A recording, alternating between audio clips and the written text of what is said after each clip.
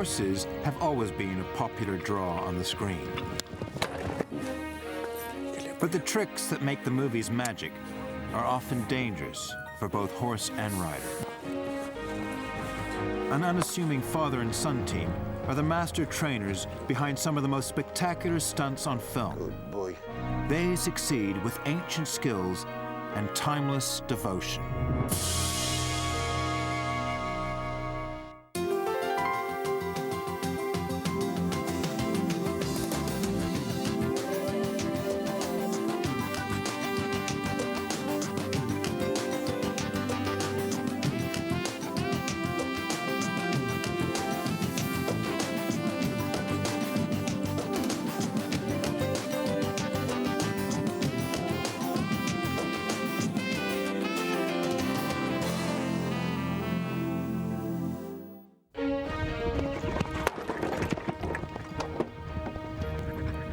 Daniel Napru is a 13th century man living in the 20th century. You have to strike the shield, make sure you're out of the way quick enough before the ball comes and clonks you on the back of the head, which hurts. And also the little shields, no bigger than a man's head, exactly what they were for. You had to strike a man's head to knock him off at his weakest point, so it's accuracy. A modern knight, Dan grew up on horses, learning his skills from his father Gerard, who's been training stunt horses for film and television for the last 30 years. His horses have starred in Braveheart, Black Beauty, Willow, and many more. This father and son team makes the most dangerous stunt look natural, but it takes years of training and great bravery. They are practicing for a new NBC movie called Merlin, about the legend of King Arthur. Dan will act as stunt double for the stars. Gerard is providing 40 horses for the film. The countless hours of practice pay off when the real scenes are finally filmed.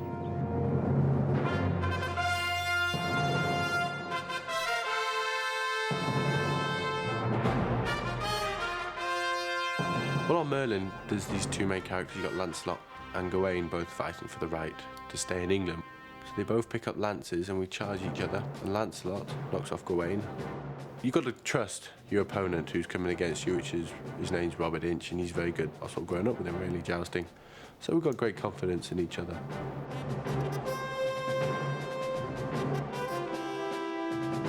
Gerard and Dan train their horses in the classical style. Oh, oh, oh, come back. They use the seat and legs and even voice to give subtle commands which look natural on screen.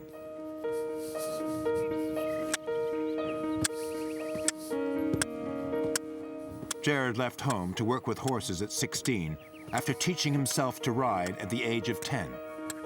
My father used to have a garage. Across the road used to be a field, and the farmer used to keep his cart horse. And I used to go to see him and stroke him, and after a few weeks, I jumped on him, and I used to go to school with him.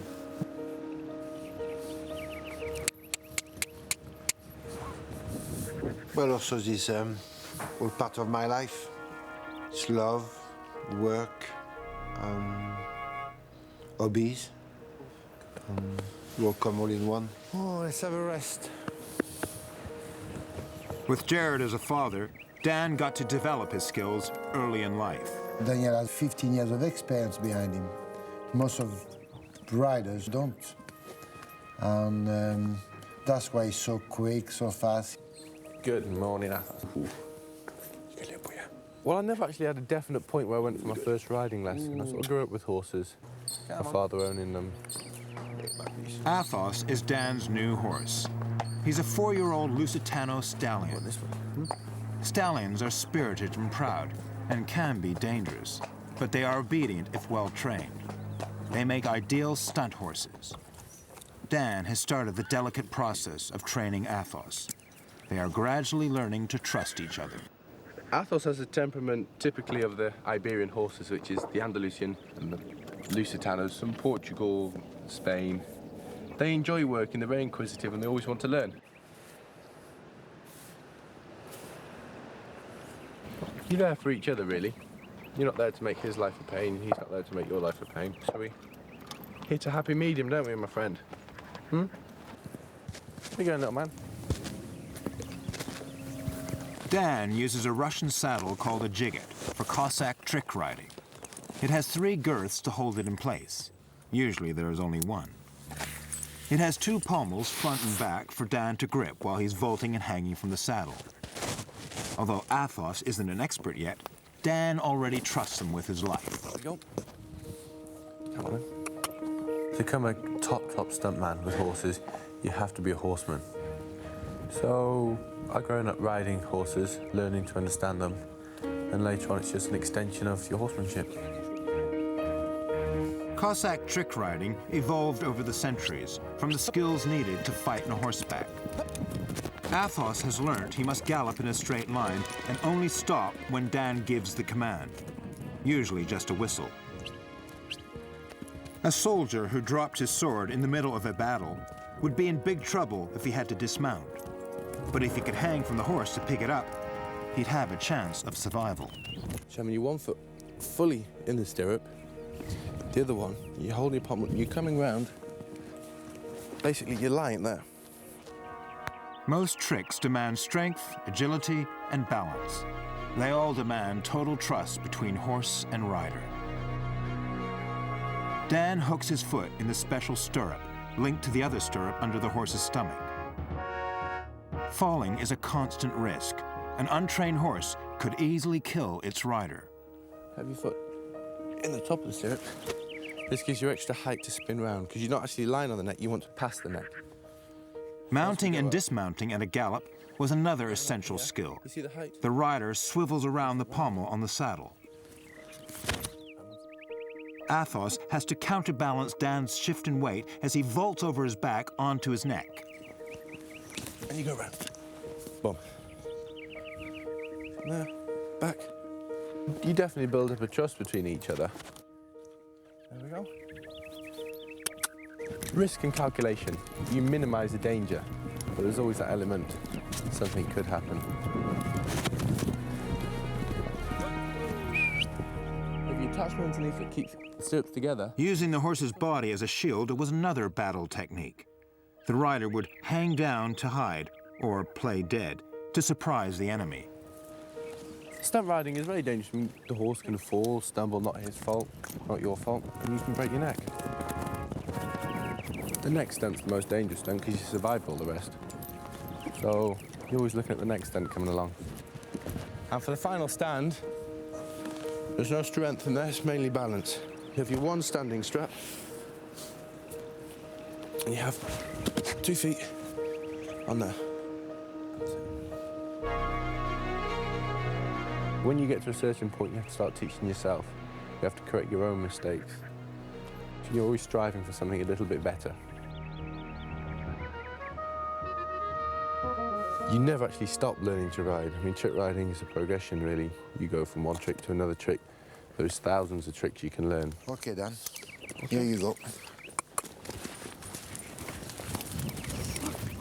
Roman riding evolved from chariot racing.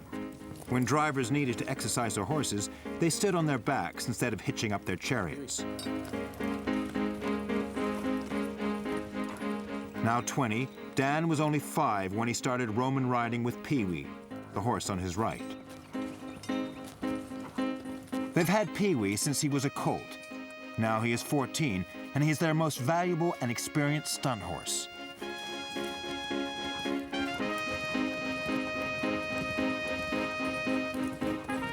Jared has been offered thousands of dollars for Pee-wee, but he says he'd rather sell his soul. Pee-wee is a top stunt horse because he is very brave and intelligent. He is famous among stunt riders who all love working with him.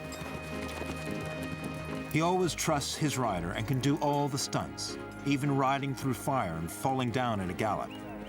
He will be one of the stars of Merlin, and he will be ridden by actors as well as stunt riders.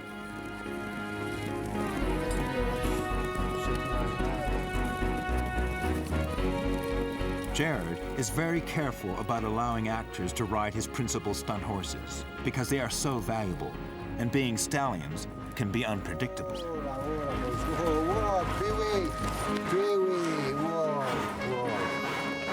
Pee-wee can always be relied on. Jared and Dan use him for their most challenging work. Pee-wee's first task will be in the studios, climbing stairs into a castle. Dan has to be the star's stunt double to reduce the risk for injury for both the actor and the horse.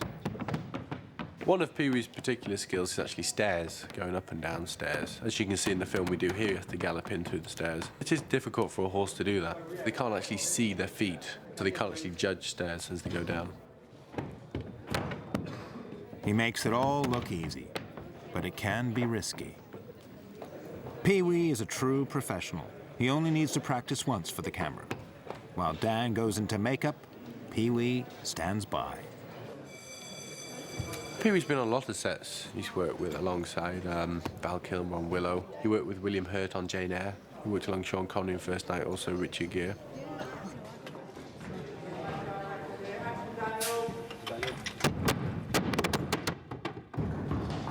Pee-wee's a real performer. He loves the attention and excitement on set. He's so intelligent he needs stimulation. He gets bored at home out of the limelight.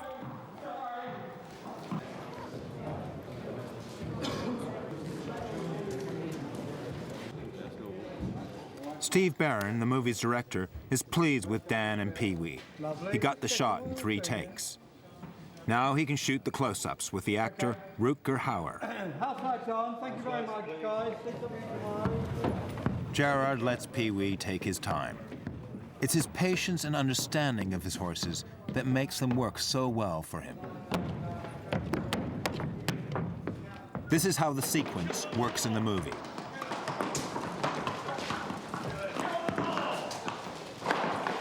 Traitors! Die, die, die! You'll all die.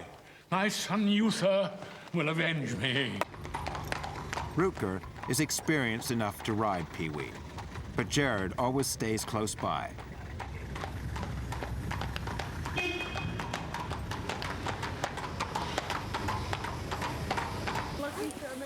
Dan and Jared own and train 68 horses at their farm.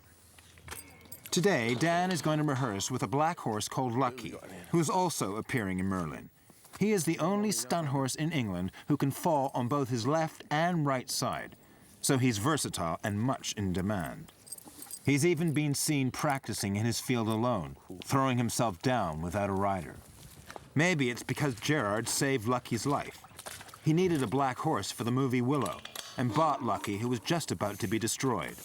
So when Lucky's on set, there's meant to be a slight tremor, and all the ground shakes. He's meant to lose his footing, and he falls over. That's what we're going to be practicing with him now, aren't we, Lucky? Feeding time in a minute. You could come in here if you want. Jared checks the ground very carefully and finds the softest spot on the grass. Okay, just watch yourself, huh? Could be very slippery. Okay, go for it. There's a point of no return. Once he's at that point, you know you can go. Also, you'll be very fit and agile, so you can move out the way, because your main priority is to look after the horse and look after yourself. It takes years to train a horse to Lucky's standard. Oh, Hey, buenos. oh boy. Oh. Very good. Okay. That, very good. So get in there. That's good. Very good. Here, they are teaching a young horse, Valoroso, to fall. I'm going to put that. He's only 4 years old, very lively and intelligent and willing to learn. On there. I turn his head. In the early days of Hollywood, horses were not trained to fall. They were tripped up by wires or tricked into falling into pits. Very good. I struck him all over. 150 horses were said to have died in the making of the 1925 version of Ben-Hur. Just come to hold him for now in here. Oh boy. But by the time of the 1959 remake, not a single animal was hurt. New laws protected animals on film sets. And here we go down. Now it's the stunt riders who risk injury. There's no danger for the horse if everything is well prepared.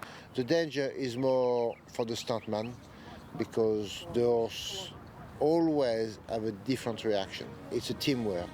And all that is based on horsemanship. Valoroso is wearing a soft falling horse saddle. The stirrups are made of leather. They collapse and don't bruise the horse. Jared always worries about the stunt. Dan could easily be crushed. The horse coming down with you has got to be the worst one because you're making the mind up for both you and the horse. The rider can never predict how the horse will fall. That's very good. Well, Val's a fantastic horse with it falling because the way he actually falls, he tends to flick his bum over the top of his head. That's very good. Every horse has got a different way of falling, and his is very spectacular. That's very good. Good boy. Most of my principal horses are stallions because I got the time to work them and because I got the patience to work with them. Most horse masters think it's too dangerous to have stallions on set because their instinct is to fight each other. Jared prefers them because they have more character and carry themselves better on camera than geldings or mares. But this means he has to take extra care, especially when he's surrounded by top movie stars. All my work now, it's film horses, actors, and of course, as a stuntman, I specialize with stunt horses or action horses. One of the key scenes of the movie is a winter battle. For this scene, a green hill is covered with 10 truckloads of fake snow made from paper. Jared and Athos make sure the ground is safe for Rutger and Pee-wee, who will be leading the charge into battle. Yeah, the first 10 or 12. Director Steve Barron plans the shot. Today we got this, you're at the top and you're coming down the slope. How high is the top? It's pretty high. Is it- But very is it- sleepy. Yeah? Yeah.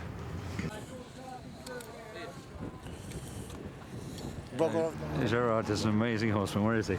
There is he.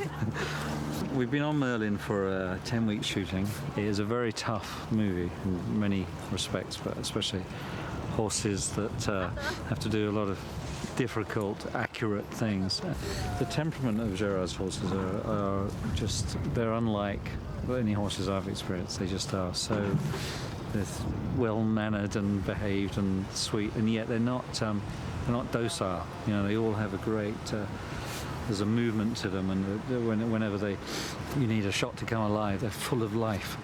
The speed you have to move when you make a film shot to shot is such that you have to have people and things within it that respond where you want them to respond. And the thing about Gerard's horses is that you will get them on the mark when you want them on the mark. And if you put a mark down, their little hooves come up and they stand alongside it the way an actor would. And the other thing is there's a lot of things that go on in filmmaking, wind and explosions and lightning and all kinds of things that disturbs most horses. These horses just seem to trust that there's not going to be any danger to them and that they're going to be treated well. Rutger's been looking forward to this scene, but he's sad. It's his last day on set with Pee-wee.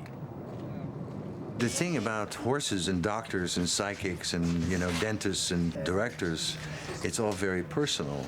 With Pee-wee, the moment I set on him, it was like coming home.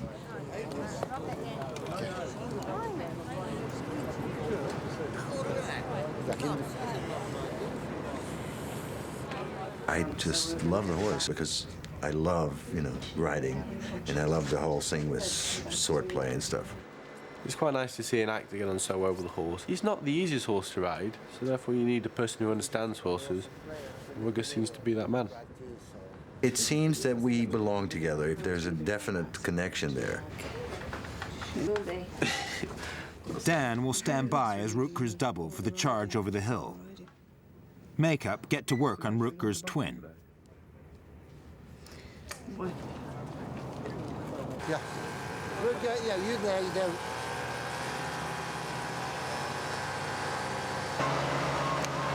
In the film, Rutger, who is playing the character of King Vortigern, commands his army to charge down the hill.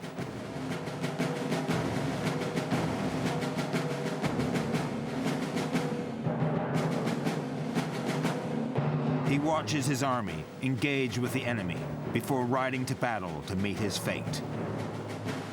Dan will double for the shot where Rutger gallops down to battle. He can get Pee-wee to act the warhorse, and he will charge at full gallop, which could be risky for Rutger on the slippery hill. Every stuntman, if he tells the truth, has always got the jitters before a stunt. You've got to be on the mark.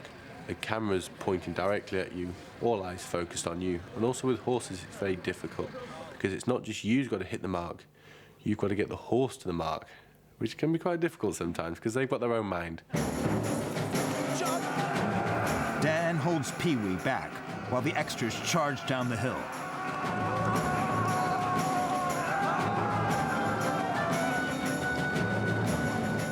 At last, it's Dan's turn. He revs up Pee-wee, and they charge hell for leather down the hill. He makes it look easy, but one slip could be fatal. The climax of the winter battle scene takes place on a frozen lake. A massive set has been built on the back lot at Pinewood Studios. The ice for the frozen lake is made up of 3 tons of boiling wax. Again, what we had just before was... In this scene, Pee-wee and Rutger join the battle, the end for King Vortigern, who gets pulled from his horse. Jared and Dan show Pee-wee the spot where he will be pulled over by the enemy. They check the ground and create a soft bed using extra bales of paper snow. Pee-wee knows this is only a rehearsal. He understands the word action, and he hasn't heard it yet today. Again, Rutger can't risk this one. Even an expert like Pee-wee could fall in the wrong way. Rutger could easily be crushed under 3/4 of a ton of horse.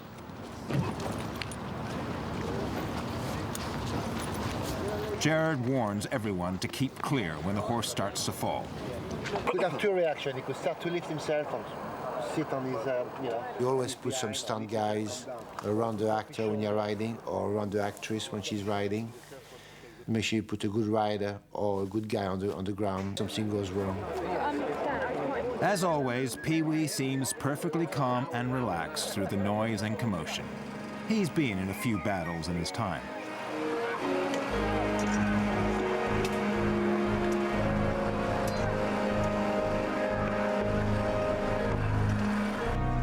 Pee-wee got it exactly right. The shot looks great. Jared and Dan are pleased and relieved it's all over in one take.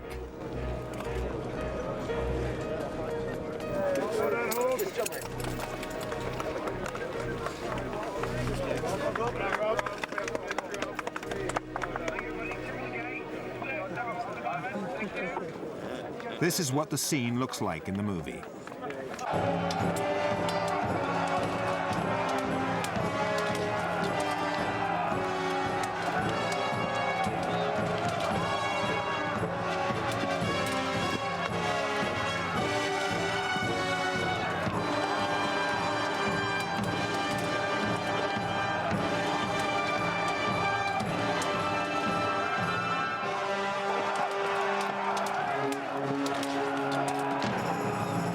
The secret of Gerard and Dan's success may simply be their devotion to their horses. A devotion the horses seem eager to return. Well, to understand a horse, it's natural inside you, but you got to discover it's inside you. You've got to love horses to work with them in such a close quarters all the time. I live about 50 foot away from the stables. So they become companions and friends. You grow up together, you live together, you see the world together. Down, oh, up. Oh, good boy. Oh. Come on, Pee-wee, up, Pee-wee, up.